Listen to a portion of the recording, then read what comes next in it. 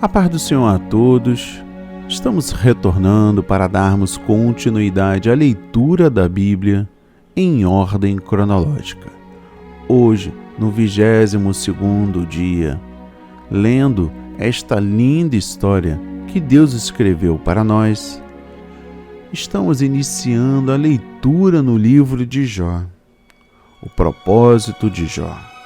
O livro de Jó lida com a pergunta dos séculos: se Deus é justo e amoroso, por que permite que um homem realmente justo, tal como Jó, sofra tanto? Sobre este assunto, o livro revela as seguintes verdades. Satanás, como adversário de Deus, teve permissão para provar a autenticidade da fé de um homem justo por meio da aflição.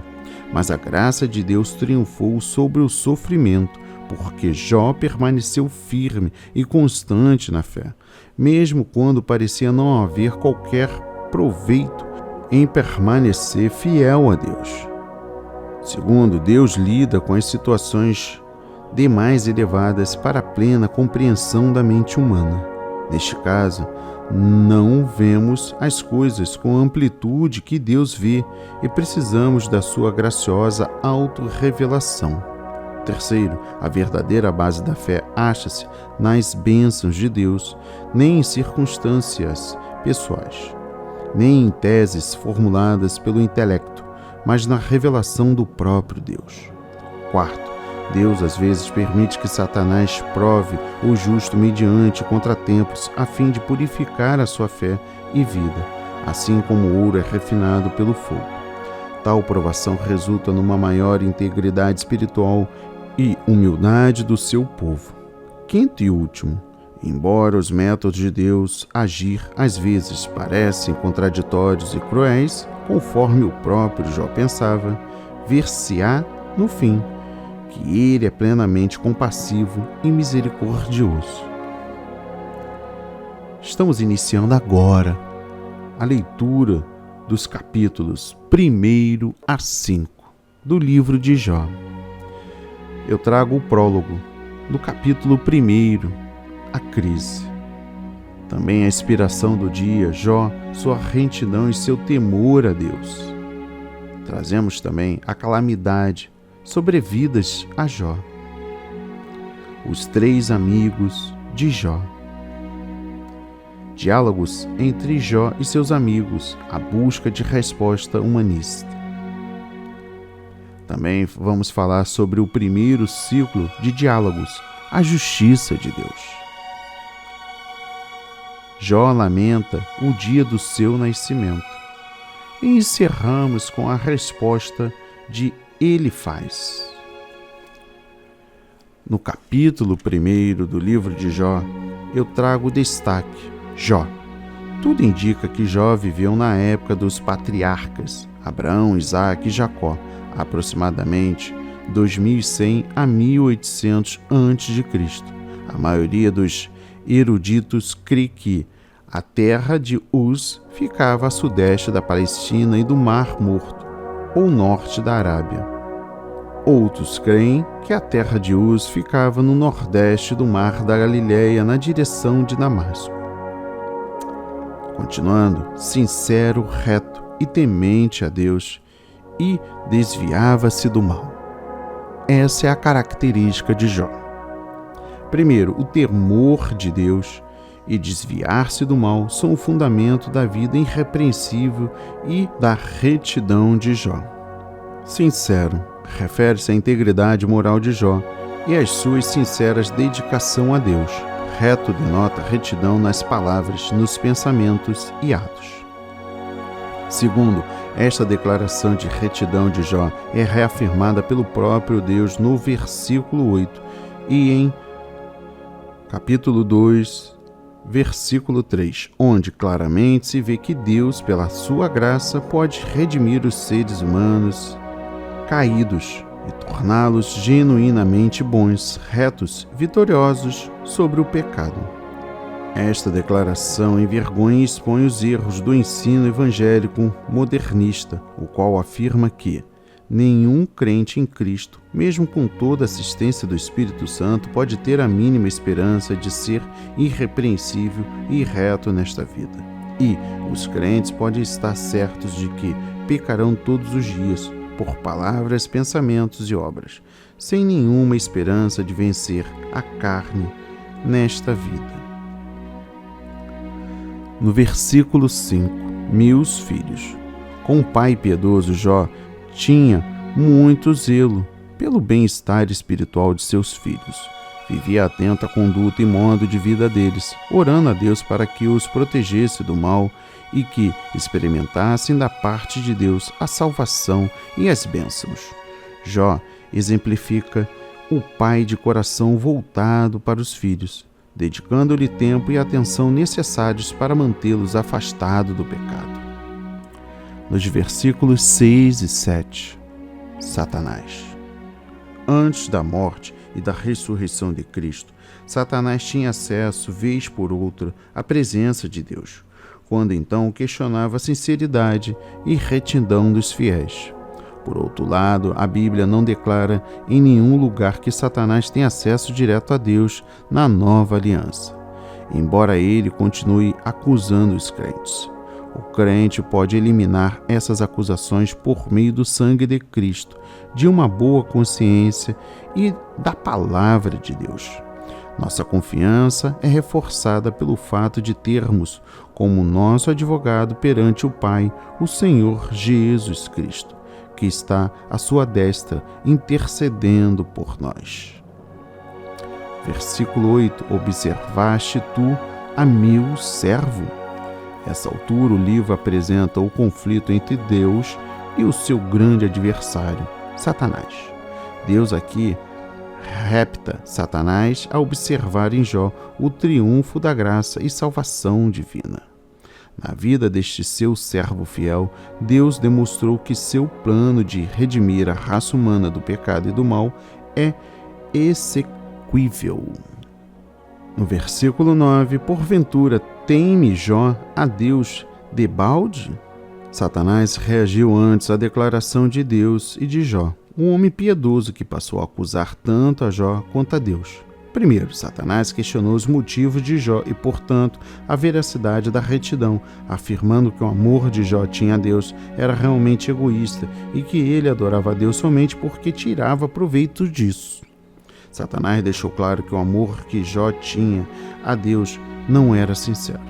Segundo, Satanás insinuou ainda que Deus era ingênuo, que se deixara enganar e que obtivera a devoção de Jó mediante a concessão de bênçãos e suborno. Satanás conclui que Deus tinha falhado em seu propósito de reconciliar a raça humana consigo mesmo. Se Deus deixasse de proteger Jó e lhe conceder riqueza, saúde e fidelidade, ele, Jó, blasfemaria dele na sua face. No versículo 16, fogo de Deus. O fogo de Deus é provavelmente uma expressão referente ao relâmpago. E encerro no versículo 20, e se lançou em terra e o adorou. Jó reagiu à fatalidade que lhe aconteceram, com intensa aflição, mas também com humildade submeteu-se a Deus e continuou a adorá-lo em meio a mais severas adversidades.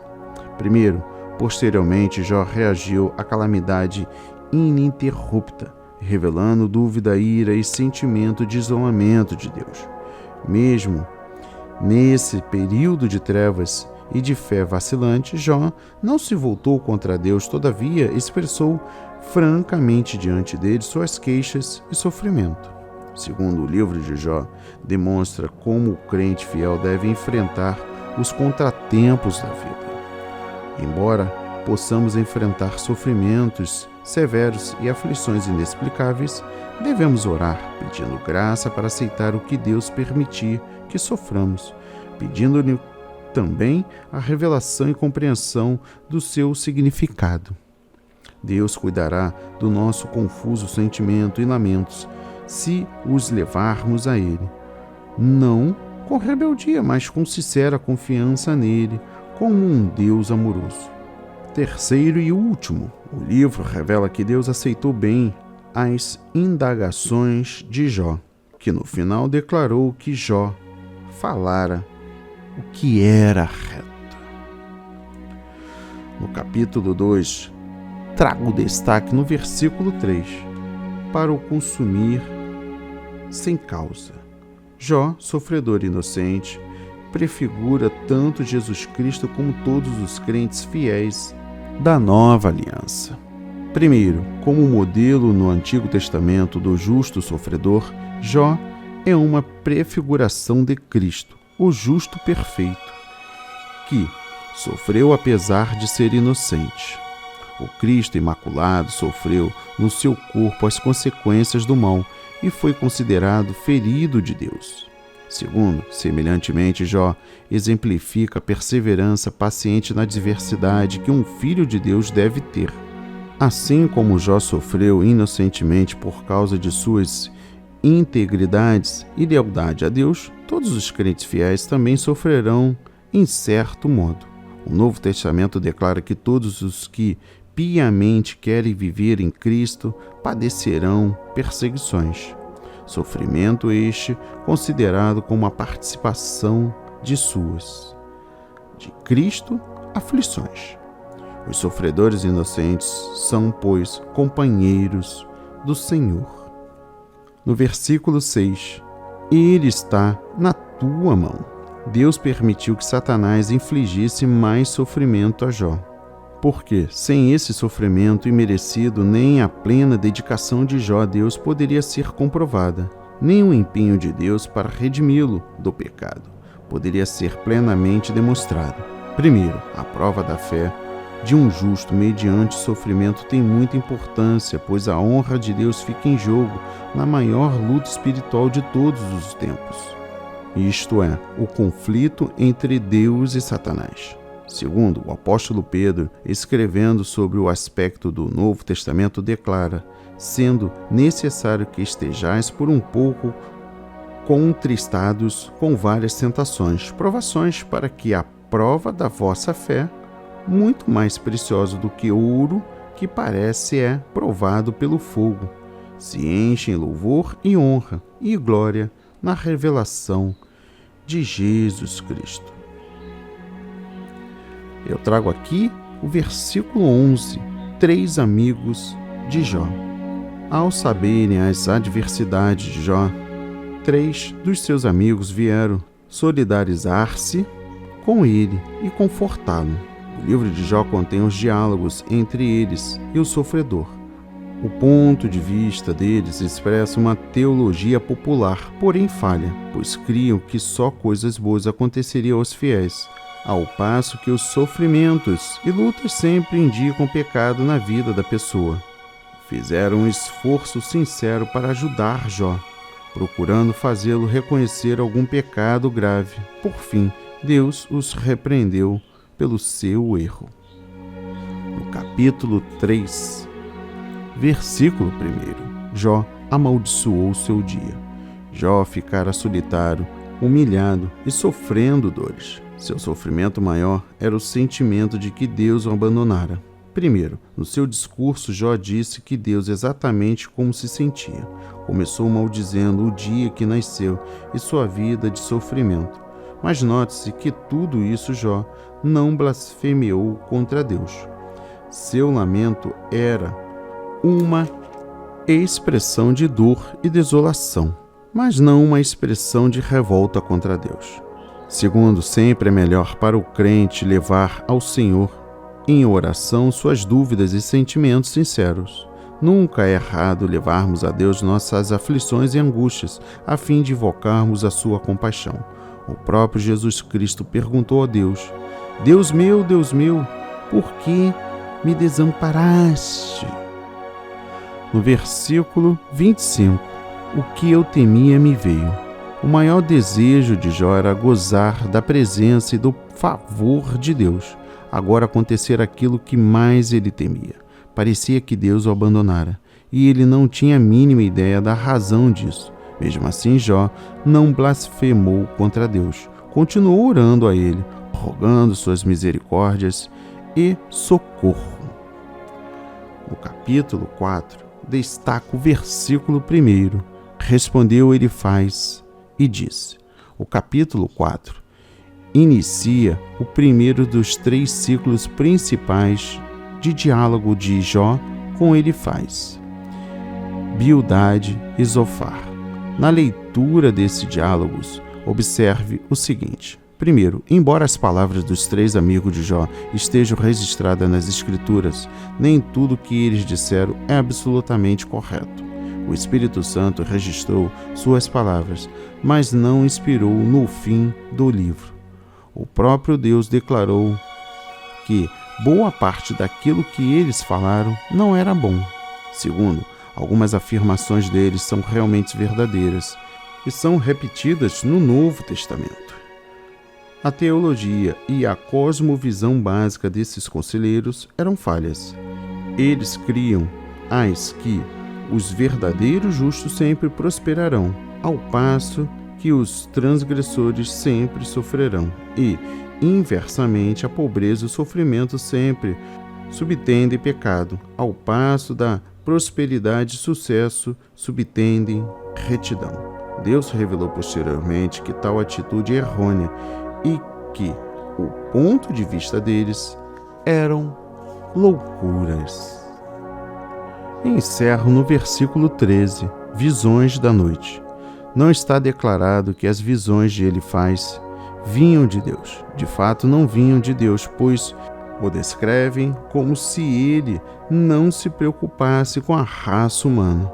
É um erro estabelecer teologia em sonhos e visões sem apoio da revelação escrita de Deus.